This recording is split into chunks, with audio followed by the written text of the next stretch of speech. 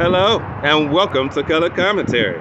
I'm TJ, your average fan, and I'll be talking to you today about Apple TV Plus's show Severance.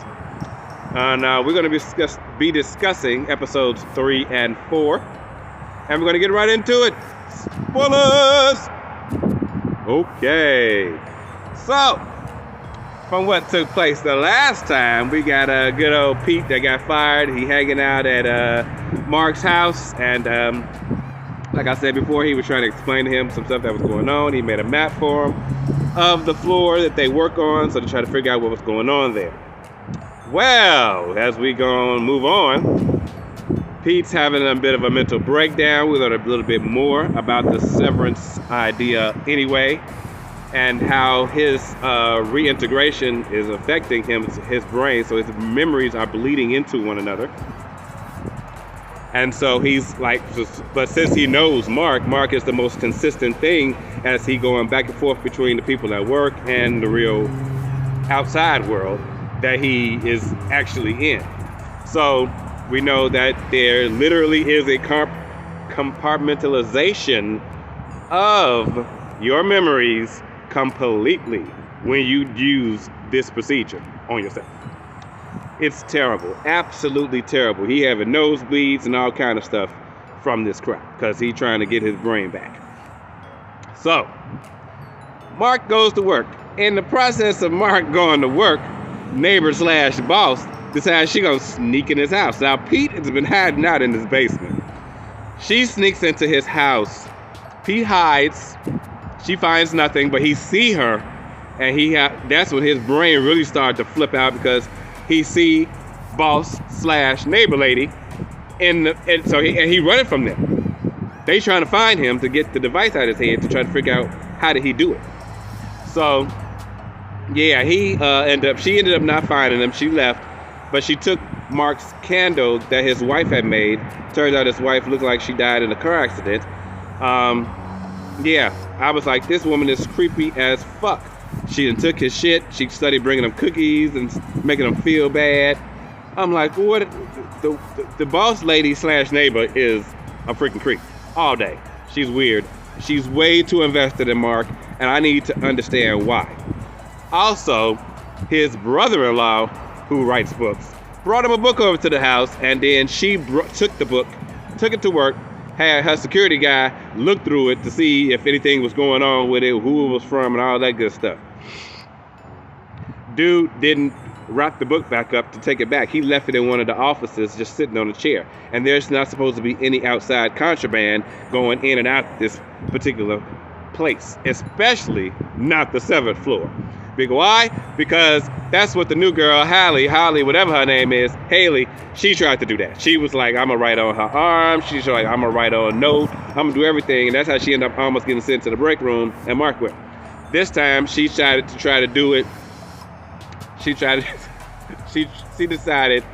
to try to do another great escape. And this time, yeah, it didn't work out. She had broke the glass on the stairwell and everything. She was trying to get the F up out of there. This time, she had to go to the break room. So she goes to the break room. She finally finds out what's going on in the break room with this whole speech thing that they got to keep repeating until it's believable under a lie detector test that makes you feel like you crap, talking about how sorry you are. Oh my God, that was insane. And she videoed a recording of herself in there to her outside self saying that she wanted to quit. She wanted to get out. She tried that several times. It was not working out. So herself videos her back and says, you are not a person. I am in control.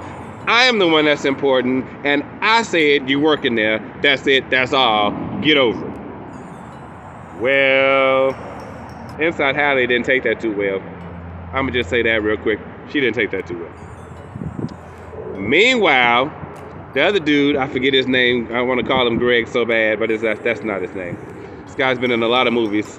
And anyway, he's been trying to contact one of the other departments. They're not supposed to contact one another. So the O&D department, they over design and all of that kind of stuff, the artwork that's in the building and all that kind of stuff. Yeah, that guy's Christopher Walken. And So they're having a bit of a, how do I put it? It's a slow burn of a fixed relationship, we'll say, because it's clear that they like each other, but they don't know how to process this information themselves. So they're not going about it very well. But by the end of it all, they ended up agreeing that they did like each other and they was on the same page. But then the dude that worked in the micro data department with Mark and them, he went back to go see dude, and in their office, and then kind of find out that it was only supposed to be 2 people working in that office. Turns out it's a whole large, gigantic team of them mugs working behind closed doors on some crap. So don't know what he gonna do with that information. Mark is having an existential crisis because Pete, after seeing the boss lady, left his house, brain bleeding, goes to a gas station, passes out. Ambulance gets called. They come to get him. By that time, Mark has made it back, but he don't say nothing. And then dude dies right outside the gas station. I don't understand why the ambulance people didn't the paramedics didn't just put him in the ambulance in the first place. It didn't make any sense. But here we are, and he's dead. I'm like, okay, so now this is the opportunity for Lumen to get their device back out of his head because his funeral is coming up. He also left a phone in Mark's basement that Mark found. He hid it in a box. It's ridiculousness. I don't know why he just didn't answer. It's probably the dude's daughter who he goes to see at the funeral. And she ain't feeling him, neither is the ex-wife. They're like, oh, you used to work with him. You never really knew him. They blah, blah, blah, because they different people. They don't have their memories, yada, yada, yada. But I think the daughter going to do a little bit more investigating about it. Meanwhile, boss/neighbor then came to the funeral too, talking about something. He used to visit her shop that she's supposed to have as a neighbor and shop outside where she sells scones and whatnot. Anyway, she goes in there, drills in this man's head in the casket and pulls the device out, takes it back to work, tell them to do the research on it, find out what they need to find out. I'm like, oh my God, this is insane. Meanwhile, she just set Mark up with a therapy session with the therapist, and then the therapist is using his wife's candle for scent. I'm like, they gonna jack up themselves with these memory triggering crap that they going through and that they doing. Mark found the map that Pete left for him at the office. Because everybody else found out about the map, he just shredded the map. So that was the last straw for Holly, because she was like, I thought that was gonna be it, but you suck. So outside Mark though is still investigating on the map that outside Pete drew for him. So he's still doing that part at least. Whew. And then so Holly, like I said, wasn't feeling that old video recording that she got back. So she threatened to cut off her fingers if they didn't let her go. That's when the other her outside her sent her the video. Don't you ever threaten my fingers, she said. I was like, are you kidding me right now? No, she was not. So Holly got her right together and said, she said, okay. So she got her a nice long extension cord, nice and thick, got on the elevator, and the last episode I saw was when it went off with her hanging herself in the elevator. So I don't know how that's gonna turn out, but I'm pretty sure it's not gonna be good. I can tell you that now. The boss lady is under scrutiny from the board of directors. She don't know what to do. I think because she's too involved in the situation with Mark, I don't know where it's coming from. Even though the security dude is like, looking at her sideways, like, what's up with that? Yeah, it's getting kind of crazy. But when that lady said that you are not a person, I am in control, I was like, this is the moral quandary they have it in the real world in this show. About separating, it's two different people. When the girl left the first time and she left, it's like, I don't want to come back. And then the next day they'll show her leave on the elevator, and then the elevator doors open, she's back the next day with the video in her hand. Because time don't pass for them on the inside. They don't know nothing about what happened on the outside. So it's just like a blink and they back again. It's never ending for them. It's crazy.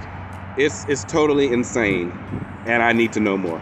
I don't want to know what they're doing in this building. Why they hiding everything? Why the departments can't connect with one another? Why is his boss so invested in him at all. And Mark, like, what's up with that? Why are you taking his mail and all kind of stuff like that? Checking his house. She got a key to his house. That's how she got in there. She got a key. Okay. More Severance to come soon. I'm doing this in 2 episode blocks. Like I said, it's a lot to take in. I just can't do this episode by episode. That would be insane. So that's what happened in the last 2 episodes, and I can't wait to find out more. I will see you guys then. In the meantime, have a great day.